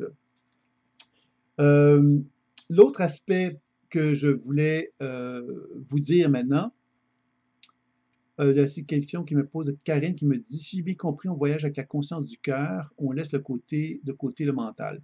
Effectivement, c'est une position de témoin. Alors, la position de témoin, qu'est-ce que c'est? C'est moi, ma conscience cérébrale, on va l'appeler comme ça, elle est en retraite et elle observe les choses. Elle n'est pas là pour juger, elle n'est pas là pour comprendre. Elle est là pour simplement accueillir ce qui va émaner de cette conscience du cœur. La conscience du cœur, c'est que ce soleil va amener la lumière dans mon corps et mon corps va finalement faire émerger des images, des sensations et des mots. Et moi, dans ma position de témoin, je vais m'adresser à ces perceptions-là pour qu'il y ait un genre de dialogue qui puisse s'établir. Et ce dialogue-là va faire qu'il va y avoir de plus en plus de richesse qui va en résulter. Alors, plus je fais confiance au processus intuitif, plus je constate que ce processus intuitif-là va être riche. Alors, c'est pour ça que on va souvent conseiller d'avoir un petit journal intime pour prendre le temps de noter les informations intuitives que l'on capte lors des pratiques que l'on fait pour vraiment faire un suivi, s'accompagner dans une démarche, pour développer de plus en plus de confiance envers l'outil. Parce que la principale difficulté que l'on rencontre à faire confiance à ces perceptions intuitives qui se manifestent en soi, c'est de se dire, ben, c'est mon imagination, j'invente tout, c'est un truc qui n'a ni queue ni tête, je ne le comprends pas, etc. Et là, à ce moment-là, qu'est-ce qui va se passer? C'est qu'on va commencer à douter. Et dans le doute, notre mental va très vite récupérer la chose en disant, ben non, ça n'a pas d'allure, j'arrête tout. Alors que finalement, si on note ça dans un journal intime et qu'on y revient, on va souvent voir, avec le recul, une certaine forme de compréhension, une sagesse qui va prendre forme et qui va nous amener donc à être capable de dépasser, je dirais, le stade de l'incertitude, qui est une première phase. Hein. C'est faire confiance en l'outil. Et faire confiance en l'outil, c'est avoir la foi en soi. Et avoir la foi en soi, ça veut dire avoir la foi en nos perceptions. Et ça, c'est quelque chose qui demande un certain effort parce que socialement parlant, on ne demande pas d'avoir la foi en nos perceptions. On nous demande d'avoir la foi en nos parents, à notre professeur, à notre patron, à diverses personnes. Hein, on veut à quelque part que les autres, finalement, qu'on leur fasse confiance. Mais de faire confiance à nous, c'est quelque chose qui nous apparaît comme étant pas quelque chose d'acceptable si facilement que ça, puisqu'on ne nous a pas enseigné à le faire. Donc, c'est un défi de le faire. Et c'est pour ça que cette étape du décollage intuitif n'est pas toujours facile d'arriver à quelque chose. Et je vous dirais qu'évidemment, pour parvenir à développer des habiletés intuitives encore plus profondes, c'est là que je vais combiner avec la pleine conscience intuitive, donc le décodage intuitif, la déprogrammation de la mémoire cellulaire et les soins psycho-énergétiques. C'est là qu'on va pouvoir arriver à quelque chose de plus puissant, je dirais, dans la pratique de la pleine conscience intuitive. Puisque quand j'ai commencé à prendre le temps de questionner une région de mon corps, ben cette région de mon corps va finalement pouvoir communiquer avec moi et je vais pouvoir dialoguer en quelque sorte avec les cellules de mon corps pour parvenir à comprendre la raison d'être des perturbations qui peuvent être présentes dans cette structure-là. On doit envisager et comprendre ici que dans un type intuitif énergétique, on va certainement comprendre que mon corps est animé par des cellules, est animé par des organes, par des systèmes, etc. Mais que si on aborde justement les types intuitifs émotionnels, on va constater que dans cette même structure énergétique-là, on va constater qu'il peut y avoir des mémoires. Ces mémoires-là sont dotées d'émotions. C'est-à-dire que mon organe foie, par exemple, mais quand je voyage à l'intérieur de mon foie, mais mon foie peut être je peux sentir qu'il est congestionné d'un point de vue énergétique, mais je peux constater aussi qu'il est très, très triste, par exemple. Hein? J'ai volontairement choisi l'émotion de tristesse pour bien vous faire comprendre qu'on associe au foie toujours un peu l'émotion de colère. Mais ça, c'est intellectuel. Alors que là, la démarche intuitive m'oblige à accepter que la démarche, le voyage que je fais en moi n'est pas un voyage pré-arrangé, c'est pas un voyage pré-intellectualisé non plus. C'est un voyage dans lequel j'apprends à faire confiance à un univers qui n'est pas le mien, que je ne maîtrise pas, que je ne connais pas, et dans lequel j'apprends à accepter justement qu'une somme d'informations peut m'être exprimée, et cette somme d'informations peut me dévoiler des choses que je ne savais pas, que je n'avais pas non plus intellectualisées comme telles, et qui vont me faire vivre des choses qui vont m'amener à déployer un autre regard sur ma propre vie. Et là, je pense que c'est important, évidemment, de bien cerner cette idée-là, quelque part, qu'en faisant confiance au processus intuitif, le processus intuitif nous amène dans son univers, et cet univers-là peut des fois nous surprendre par ce qu'il va nous transmettre, parce qu'il n'est pas du préarrangé ou du pré-mâché ou du pré-intellectualisé, c'est vraiment une relation vivante qu'on a avec notre corps qui, elle, va nous transmettre de l'information. Donc, on va donc constater que dans notre corps, il y a de l'énergie. On va constater qu'il y a des organes, des systèmes, des cellules dans notre corps. On va constater que dans ces cellules et cette énergie peut se dissimuler des émotions. Il peut donc y avoir dans l'énergie une forme de conscience émotionnelle. Donc là, ça nous ramène au type intuitif émotionnel, hein, qui lui va prendre conscience davantage, qui va plus focuser sur les émotions qui habitent son être, qui va plus focuser sur la conscience mémorielle qui peut être associée aux régions de son corps. Et le défi pour le type émotionnel, c'est de rester dans une position de témoin. La position de témoin, c'est de ne pas se perdre dans les émotions. Hein, par exemple, de se laisser envahir par les émotions.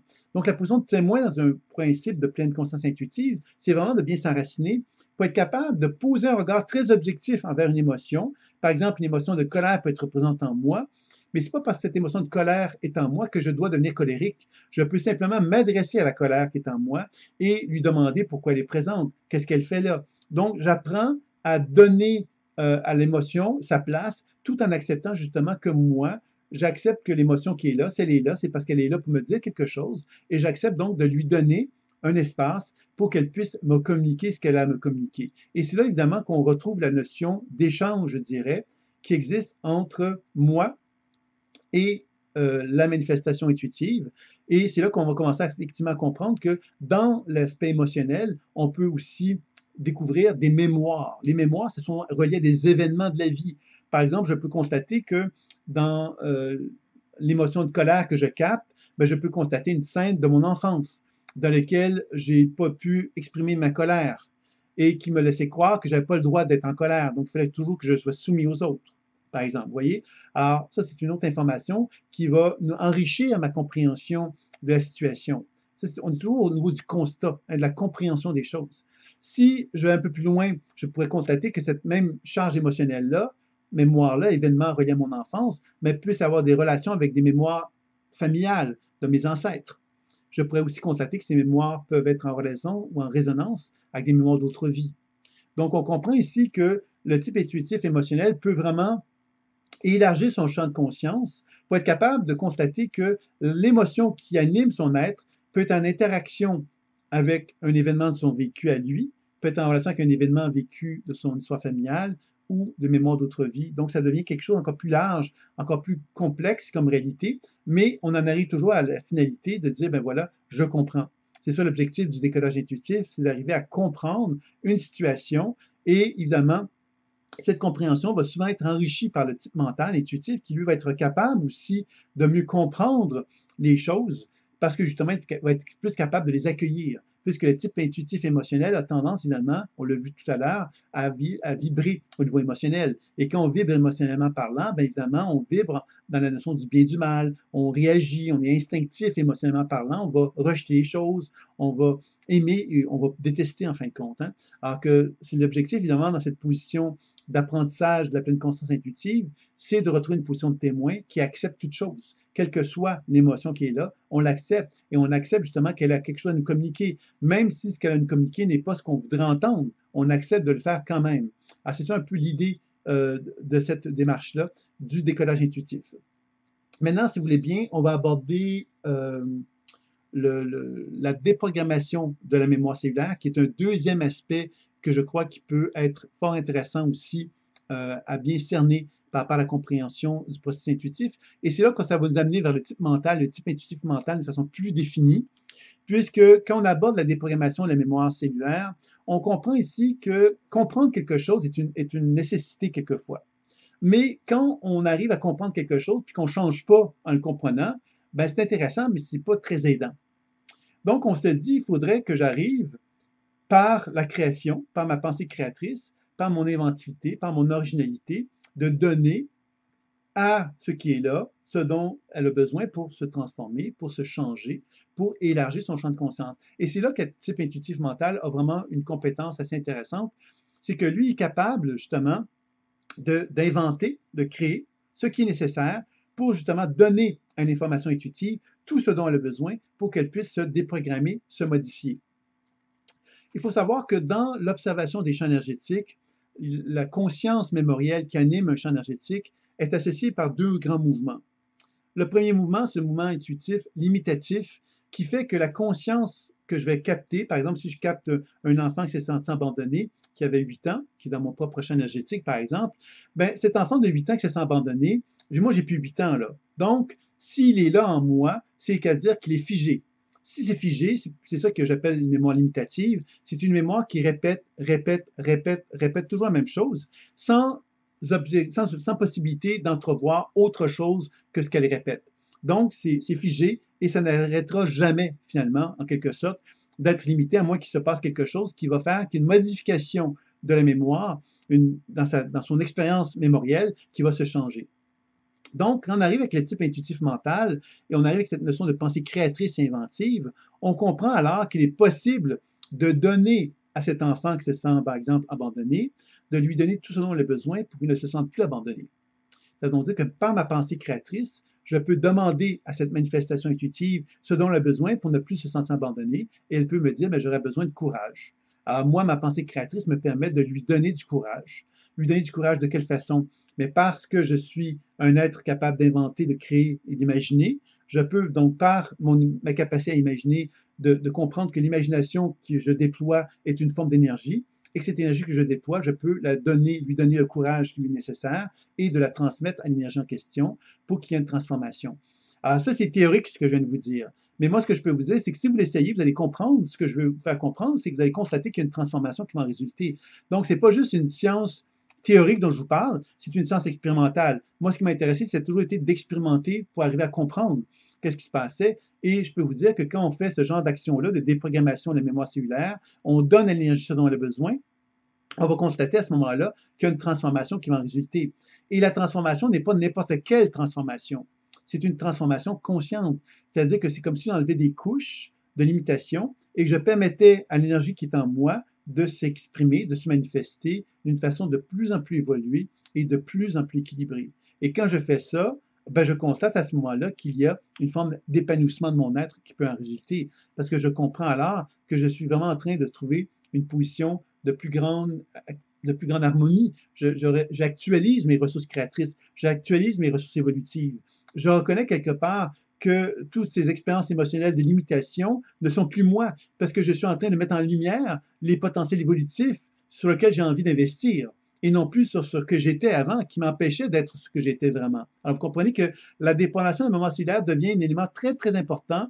Et chez le type intuitif mental, c'est là que ça va se développer le plus facilement, parce que pour lui, c'est facile d'inventer, de créer. Donc, il y a une facilité justement à mettre l'emphase sur cette capacité de pouvoir justement donner à l'énergie ce qui lui est nécessaire. Donc, on peut le faire tant au niveau cellulaire, au niveau d'un organe, qu'au niveau d'une mémoire de mon histoire personnelle, qu'une mémoire familiale, une mémoire de mon arrière-grand-père qui pourrait se sentir abandonné. Je pourrais lui donner ce qu'il a besoin pour qu'il ne se sente plus abandonné. Je pourrais aller voir une mémoire d'autre vie dans laquelle effectivement une souffrance est là et donner tout ce qui est nécessaire à cette mémoire-là de souffrance pour qu'elle ne souffre plus. Et ainsi de suite. Et c'est là qu'on commence à comprendre qu'en faisant ces transformations-là, ben moi, je me dégage de ces identifications mémorielles et je me donne l'opportunité de reconnaître c'est qui je suis. À partir du moment que je ne suis plus dans la souffrance de l'abandon, par exemple, qu'est-ce que je suis? Et c'est là que par la déprogrammation, j'accède justement à ces potentiels évolutifs qui me font comprendre qui je suis véritablement, plutôt que cette identification à laquelle je m'étais faite depuis mon jeune âge. Alors, vous voyez que c'est ça qui devient fort intéressant avec la déprogrammation de la mémoire cellulaire. L'autre aspect dont je voulais vous parler, c'est les techniques de soins, qui est le troisième volet, je vous dirais, qui est le troisième volet assez important, évidemment, de l'approche de la pleine conscience intuitive. Il y a des questions qui me sont posées, sur lesquelles je vais revenir à la toute fin, si vous êtes prêts à m'attendre un petit peu, pour que je puisse vous répondre plus adéquatement. Donc, pour le soin énergétique maintenant. Alors, le soin énergétique, c'est cette capacité que j'ai donc de faire du décodage intuitif, dans lequel j'apprends à développer une compréhension, de la déprogrammation de la mémoire cellulaire qui me permet de comprendre les limitations qui animent mon être et ça me permet, par la déprogrammation, d'accéder au potentiel évolutif. Hein. Tantôt, je vous ai dit qu'il y a deux types de mémoire, mémoire limitative, mémoire expansive. Les mémoires expansives, ce sont les mémoires qui ne sont pas identifiées à de la souffrance. Elles sont en relation avec un potentiel évolutif qu'elles cherchent à exprimer et à manifester d'une façon libre et totale. Donc, l'objectif de tout le processus de déprogrammation de la mémoire cellulaire, c'est de limiter, de libérer les mémoires limitatives pour permettre justement l'accès aux mémoires expansives, qui sont les mémoires évolutives, qui nous permettent de comprendre finalement nos potentiels, nos ressources créatrices, nos ressources guérisseuses et de les actualiser dans notre propre vie. Et c'est véritablement ça qui est l'objectif de la pleine conscience intuitive, c'est de s'actualiser hein, de s'aligner avec notre être profond pour renouer contact avec ces ressources guérisseuses qui sont en soi, reliées à ces potentiels évolutifs. Quand j'arrive aux soins énergétiques, une des choses qui m'a été le plus, qui m'a marqué beaucoup, moi, quand je suivais une formation en guérison, c'est que j'avais constaté que, comme j'avais une facilité au niveau des perceptions intuitives, pour moi, quand j'envoyais de l'énergie chez une personne, je constatais que la façon que la personne recevait l'énergie que je lui envoyais, elle avait une certaine façon de le faire. C'est-à-dire qu'il y avait des mémoires qui réagissaient, il y avait plein de choses qui se passaient quand je faisais un soin énergétique. Puis, quand je me suis ensuite intéressé à comprendre comment fonctionnaient les soins énergétiques, parce que j'avais eu une facilité à le développer, mais je ne comprenais pas comment ça fonctionnait. Donc, j'ai voulu le comprendre par la suite. Et là, j'ai commencé à comprendre qu'il y avait plein de techniques énergétiques qui existaient, mais qu'il y en avait très peu qui mettaient en évidence cette notion de réactivité. C'est-à-dire, de quelle façon que le corps, hein, si j'envoie de l'énergie à une personne, de quelle façon que la personne va réagir. Si j'envoie de l'énergie sur mon corps, de quelle façon que la région de mon corps où j'envoie de l'énergie va réagir. Et c'est là, évidemment, que j'ai bien compris que décodage, déprogrammation et soins, ça devenait effectivement comme une façon de travailler dans lequel il y a une forme d'élément circulaire. Décodage, déprogrammation de la mémoire cellulaire, soins psychoénergétiques, décodage, déprogrammation de la mémoire cellulaire, soins. Et c'est comme ça, effectivement, qu'on arrive à déployer, à permettre un genre d'échange de plus en plus naturel à se faire entre moi et mon corps ou moi et le corps de mon partenaire. Et qu'à chaque fois que j'envoie un soin énergétique, ben, je dois être attentif au fait que j'envoie de la lumière. Et cette lumière-là, évidemment, pourrait donc être accueillie et reçue par mon partenaire, par exemple, si je le fais sur un partenaire d'une façon complète et totale, mais que si je suis attentif en état de pleine conscience intuitive, il est possible que je constate que la personne ne soit pas capable de recevoir cette lumière-là, tout simplement parce qu'elle a trop de résistance, parce qu'elle a trop peur, parce qu'il y a trop de fermeture en elle. Donc, c'est ça qui m'a amené à prendre conscience que quand on faisait un soin énergétique, on devait développer le décodage intuitif et la déprogrammation de la mémoire cellulaire pour permettre justement à ce que l'énergie, la lumière, puisse pénétrer le plus facilement dans le corps. Un autre élément que j'ai aussi identifié qui était très important pour moi, c'est les fascias que j'ai intégrés dans ma méthode. J'ai une technique que j'appelle la dynamisation psycho-énergétique des fascias, qui a été développée parce que justement, je constatais que lorsque les fascias sont inanimés ou qui sont résistants pour toutes sortes de raisons, l'énergie passe moins bien. Donc, la première étape, c'est de finalement faire un travail sur les fascias pour leur redonner l'opportunité de retrouver leur mobilité tissulaire. Et en faisant ça, inévitablement, il y a de l'information intuitive qui va en résulter, il y a des mémoires limitatives qui peuvent être présentes. Puis, dans ce sens-là, bien évidemment, l'objectif, ce sera de rétablir la fluidité, tant au niveau intuitif, au niveau de l'information intuitive, qu'au niveau de la mémoire cellulaire qui peut être perturbée, qu'au niveau des techniques de soins pour établir les flux énergétiques. Et c'est comme ça qu'on arrivait justement à faire en sorte qu'on puisse amener donc un soin vers soi-même ou envers un partenaire qui soit le plus complet possible, puisqu'on cherche justement à ce moment-là à combiner ces trois principales volets-là dans une même application, décodage intuitif, déprogrammation de la mémoire cellulaire et techniques de soins. Et c'est comme ça que justement on va arriver à amener donc une habileté qui va nous rapprocher du type spirituel, du type intuitif spirituel, c'est-à-dire de devenir un sage et un conseiller tant pour soi-même que pour un partenaire.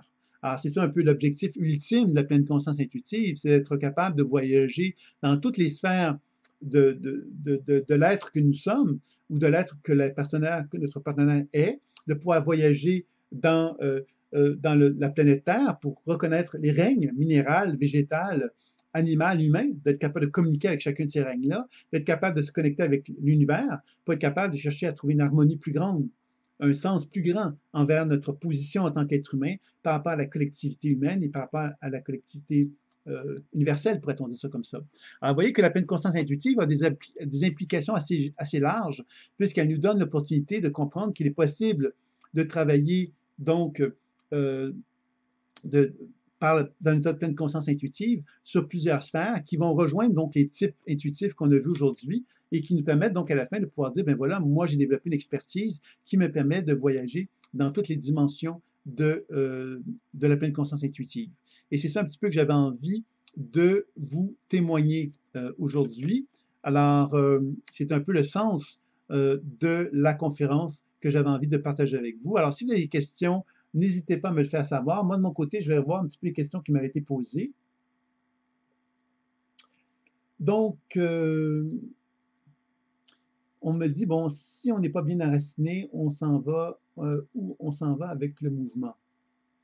En fin de compte, l'enracinement, c'est l'étape première qui nous permet donc d'apprendre justement simplement à retrouver une position. Notre antenne, notre corps devient vibrant dans toutes les cellules de notre être, du bout des orteils jusqu'au sommet de la tête. C'est vraiment l'objectif de départ pour se préparer à faire un travail intuitif.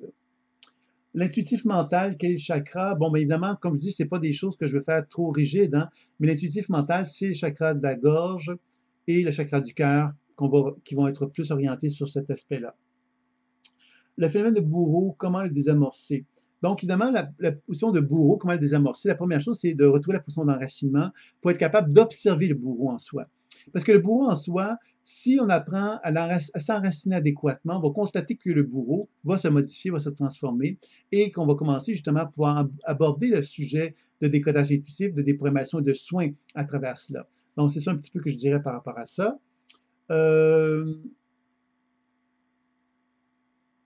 Mireille qui me dit, comment se fait-il que lorsque j'essaie de travailler sur ma hanche gauche, une douleur qui m'empêche de marcher, la douleur s'amplifie terriblement, qui m'empêche de continuer le soir.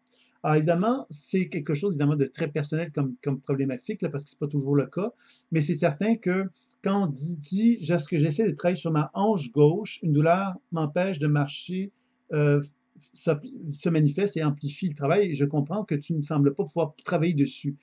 Donc, ça veut dire quelque part que il y a donc, tu ne fais pas de travail en fin de compte, si je comprends bien. Alors moi, ce que je te dirais, c'est de travailler avec l'écran, la technique de l'écran, qui est une technique qui nous permet de transposer la région avec laquelle on a un problème sur un écran devant soi. Ça nous permet d'avoir une certaine distance par rapport à cela. Alors moi, je te dirais, ça peut être une façon d'aborder le sujet. Et tu pourrais me revenir là-dessus si tu le veux bien.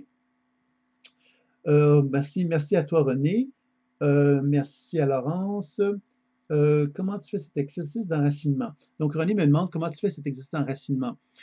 Moi, évidemment, on pourrait le faire là, mais je pense que ce sera beaucoup plus simple pour vous de vous inscrire sur le site, par exemple, développementconscience.com. Vous pouvez, à ce moment-là, bénéficier d'un enracinement de plusieurs leçons, en fin de compte, gratuites. Il y a 15 vidéos, je pense, qui vous sont proposées. C'est vraiment un module 1 qui est gratuit, de la formation personnelle qui se fait donc en ligne. Et vous avez le module 1 qui est gratuit, dans lequel vous apprenez à faire l'enracinement court et long. Donc, vous avez une bonne base d'enseignement. Ça vous permettrait de vous initier vraiment à la méthode si vous êtes intéressé. Développementconscience.com, vous avez simplement vous inscrire à laisser un mail et vous êtes inscrit, vous avez accès gratuitement à cela. Si vous êtes intéressé, vous pourriez aussi me faire part sur Facebook ou par mail, comme vous le souhaitez.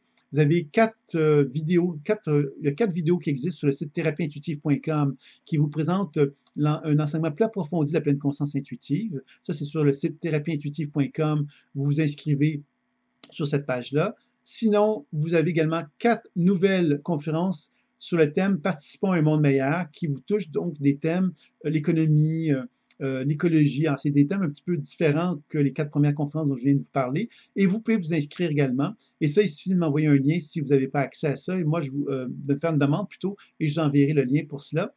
Vous avez également le quiz, pour ceux qui seraient intéressés maintenant que la conférence a eu lieu, qui pourrait vous permettre donc de pouvoir aller un peu plus loin dans votre compréhension. Si cela vous intéresse, cela pourrait être une autre voie. Encore là, il y a un lien qui existe. Si vous ne le trouvez pas, vous pouvez m'envoyer une demande par Facebook ou par mail et je vous enverrai donc l'information par rapport à cela. Il y a également une possibilité d'obtenir un accès à une conférence gratuite sur une méthode sur la thérapie par le son qui s'appelle Audition, développée par Laurence Poirot, que vous pouvez également avoir accès si vous êtes intéressé. Si vous n'aviez pas accès, vous ne trouvez pas le lien, vous m'envoyez une demande et je vous envoie le lien pour accéder à cela. Aucun problème à ce sujet-là. Dernière question de quelqu'un qui me dit: j'ai l'impression que je passe mon temps à me laisser porter pour nourrir mon projet, mais que du coup, je n'ai pas le temps de le créer. Mais c'est ça. C'est là qu'on se ramène au type intuitif mental, qui lui, justement, est un inventeur, un créateur, mais un concepteur. C'est quelqu'un qui réalise les choses. Et même au type spirituel. Le type spirituel qui est équilibré réalise les choses. C'est là, quelque part, qu'il faut faire bien attention par rapport à l'idée de se laisser prendre par nos intuitions, parce que les intuitions, finalement, c'est des virtualités. C'est des virtualités dans le sens que c'est des éléments potentiels. Ce sont des potentiels qui peuvent se réaliser ou pas. Alors, si je ne donne pas d'espace pour qu'ils puissent se réaliser dans la matière, ben, ils ne pourront jamais se réaliser. Donc, je pense que c'est bien, bien important de bien cerner la réalité des projets que l'on a par des actions concrètes dans la matière. Et je pense que c'est bien, bien important pour ça que tu sois attentif à ça, Kaka. Voilà. Oui, René, tu pourras communiquer avec moi pour des week-ends d'introduction. Effectivement, il y en a au Québec, il y en a également en Europe, selon les endroits et selon les moments. Ce n'est pas lieu d'une façon constante et continue, mais ce serait donc une voie à suivre. Je ne comprends pas tes questions. Qu'est-ce qui pourrait m'aider du coup? Je ne comprends pas tout à fait ta question, mais c'est certain que la première chose que je te dirais, c'est de prendre le temps de prendre un papier et, euh, et de prendre le temps, quelque part, de bien prendre le temps, finalement, de dire c'est quoi la réalisation de ton projet. OK, comment alterner entre l'intuitif qui nourrit et porte et le mental pour prendre des décisions concernant le projet? Je ne comprends pas très bien la question non plus. En fait, je vais te répondre comme moi je le sens présentement. C'est que pour arriver à réaliser un projet, la première chose qu'il faut prendre le temps, c'est de prendre un papier et un crayon et d'arrêter le projet. Et d'arrêter le projet sous une forme concrète et écrite sur un document. À partir du moment qu'on a fait ça, de définir quelles sont les étapes du projet. L'étape 1, étape 2, étape 3, jusqu'à ce qu'on arrive à l'étape de la concrétisation, de la réalisation et de la finalisation du projet. Ça veut donc dire quelque part qu'on doit mettre dans le temps un horaire qui va faire qu'on va devoir respecter cet horaire-là. Évidemment, cet horaire-là peut changer puis peut se modifier, mais on va respecter ces étapes-là pour arriver à concrétiser notre objectif et notre projet. Et je pense que c'est vraiment important d'être attentif à cette démarche-là parce que sinon, on peut vraiment se laisser porter par ce que j'appelle la virtualité, c'est-à-dire que nos intuitions sont des projets virtuels, qui sont des projets qui nous fascinent dans notre tête, mais qu'on n'arrive pas à réaliser. Et je pense que c'est bien important de donner de l'importance à ce pouvoir de réalisation qui est en nous, en chacun de nous, je dirais. Donc voilà. Je ne sais pas si vous auriez donc des dernières questions, des derniers commentaires à me transmettre concernant cela, mais c'est un peu la réponse que j'avais à vous transmettre et le message que j'avais à vous transmettre concernant les différents types intuitifs. Donc, vous vous rappelez quelque part qu'on a tous ces types-là à un niveau plus ou moins important et que l'objectif pour chacun d'entre nous, c'est de développer chacun d'eux. C'est-à-dire que les types dont j'ai parlé aujourd'hui, ben, qu'on arrive à les développer tous et chacun pour qu'on soit capable de voyager à l'intérieur de nous-mêmes, à voyager dans l'univers, finalement, pourrait-on dire ça comme ceci, pour être capable d'augmenter notre habileté à développer la pleine conscience intuitive. C'est un peu ce que j'avais envie de vous témoigner aujourd'hui. Et si vous avez des questions, des interrogations, ben n'hésitez pas. Vous avez plusieurs moyens de communiquer avec moi. Donc, moi, je réponds toujours aux questions que les gens me posent. Donc, ça me fera plaisir si vous avez des commentaires à me transmettre. Donc, voilà, voilà. Alors, je crois que je vais m'arrêter ici pour cette conférence. J'espère que vous avez apprécié. Et je vous dis donc à très bientôt pour une prochaine fois. Bonjour et de nouveau moi. Alors, je tiens d'abord à vous remercier d'avoir assisté à cette conférence qui, j'espère, vous a apporté des réponses concernant les 4 types intuitifs. J'ai pensé que peut-être certains d'entre vous auraient le désir d'aller un peu plus loin dans l'approfondissement de ces 4 types intuitifs-là. Et j'ai pensé donc à la formation personnelle en pleine conscience intuitive qui vous donne l'opportunité de découvrir ces 4 types intuitifs-là dans un enseignement très, très complet, euh, dans lequel vous avez donc une introduction pour commencer, donc 2 modules d'enseignement en ligne qui commencent la formation, vous fait découvrir ce qu'est la méthode de la pleine conscience intuitive en vous faisant donc une initiation au décodage intuitif, aux techniques de déprogrammation et aux techniques de soins. Donc, c'est un apprentissage dans lequel vous allez apprendre à combiner les 3 à l'intérieur de ces 2 premiers modules d'enseignement-là. Suite à ça, vous allez avoir un programme fort intéressant que j'appelle moi un programme 3 en 1. Le premier programme dont vous allez bénéficier, c'est le programme que j'appelle Auto-guérison. C'est-à-dire que vous allez découvrir à travers 3 modules d'enseignement l'apprentissage qui va vous donner l'opportunité de développer ce que j'appelle le type intuitif énergétique, c'est-à-dire être capable de m'auto-guérir avec des techniques de développement, de décodage, de déprogrammation et de soins, sur lequel je vais faire un travail sur mes problématiques de santé, de favoriser donc le bien-être, de favoriser donc une forme d'auto-guérison, de constater que je peux accompagner les consultants ou les thérapeutes ou les professionnels qui me soignent. Je n'ai pas simplement à être passif là-dedans, je peux devenir dynamique et je peux aussi favoriser un potentiel santé en moi. Alors, si je suis bien en santé, bien, tant mieux, mais évidemment, ces techniques-là peuvent me permettre de me préserver dans la santé.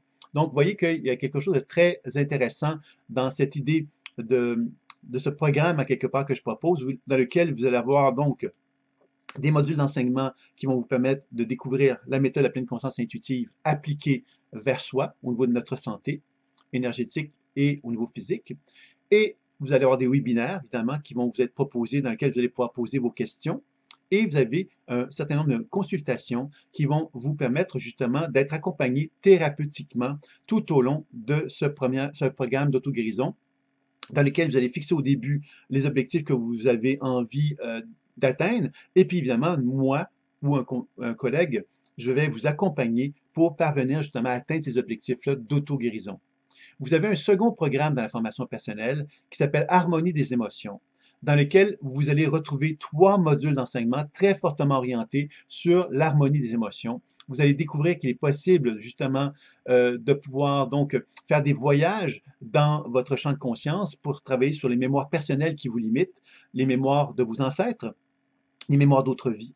Donc, vous allez apprendre à faire une harmonisation de tout ça. Et en plus de ça, vous allez apprendre également à faire un travail important sur les relations, puisque c'est un domaine fort important qui peut perturber nos émotions, puisqu'on le sait tous, hein, que les relations ne sont pas toujours faciles. Donc, vous allez apprendre donc, à utiliser la pleine conscience intuitive pour être davantage en harmonie avec votre entourage. Donc, vous avez encore là 3 modules d'enseignement en ligne, des webinaires, et puis des consultations qui vont vous donner l'opportunité de fixer un objectif au début du programme pour vous permettre par la suite donc d'être accompagné tout au long du programme pour vous assurer que vous allez atteindre les objectifs que vous vous êtes fixés dans ce programme Harmonie des émotions. Vous avez ensuite un programme Alignement et éveil spirituel qui vous donne l'opportunité, encore une fois, de découvrir la méthode appliquée vers la dimension plus spirituelle où vous allez donc élargir votre champ de conscience pour vous mettre en relation avec l'âme, le soi supérieur, et de collaborer avec des guides spirituels qui va vous donner l'opportunité donc de sentir quelque part une augmentation de votre habileté intuitive puisque vous allez être supporté par une forme de conscience supérieure qui va pouvoir vraiment vous guider dans votre cheminement de vie d'une façon plus efficace et plus importante. Donc, vous voyez que la formation personnelle, c'est un 3 en 1 dans le sens qu'on touche le type intuitif énergétique avec le programme Auto-guérison. Le programme, les types intuitifs émotionnels et mentaux sont vraiment développés dans le programme Harmonie des émotions et le type spirituel va davantage être développé dans le programme Alignement et éveil spirituel. En plus de tout cet enseignement-là que j'ai nommé, il y a plusieurs bonus qui vont s'ajouter à la formation personnelle et plutôt que de vous décrire en détail tout le programme de la formation personnelle, je vous invite simplement à cliquer sur le lien du vidéo qui va vous donner accès à la page de présentation de la formation personnelle qui vous donne en détail tout ce que vous pouvez avoir comme enseignement, comme acquisition de connaissances de cette formation-là qui, je crois, est un très bel investissement pour sa vie, puisque ça nous donne des outils pour travailler sur tous les plans de l'être, puisque vous l'avez vu, on développe tous les types intuitifs, mais en plus, on développe des habiletés de déprogrammation de la mémoire cellulaire et des techniques de soins. Donc, vous avez quelque chose de très, très complet, de très riche. En plus de ça, vous avez un accompagnement thérapeutique tout au long de la formation. Donc, vous avez vraiment quelque chose de très englobant, je dirais, qui vous donne le sentiment justement que vous n'êtes pas laissé à vous-même. Parce que souvent, évidemment, lorsqu'on propose des enseignements en ligne, on peut avoir l'impression d'être un peu perdu dans ces enseignements-là et pas avoir le sentiment qu'on est entrepris. Et dans le cadre de cette formation-là, c'est ce que je voulais justement éviter pour vous, afin de m'assurer justement que vous obteniez les meilleurs résultats possibles dans le cadre de la formation. Vous constaterez que dans cette page d'inscription de la formation personnelle que vous allez découvrir, il est possible aussi de pouvoir justement vous inscrire à l'un ou l'autre des 3 programmes que je vous ai présentés. C'est-à-dire que vous pourriez choisir de dire, ben moi j'ai envie de m'inscrire sur le programme Auto-guérison, ou j'ai envie de m'inscrire au programme Harmonie des émotions, ou j'ai envie de m'inscrire au programme Alignement et éveil spirituel, et c'est possible. Donc, découvrez tout cela, et évidemment, ça me fera plaisir de vous assister dans la mesure que vous vous inscrivez à l'une ou l'autre des options qui sont proposées. Je vous dis à très bientôt. Au revoir.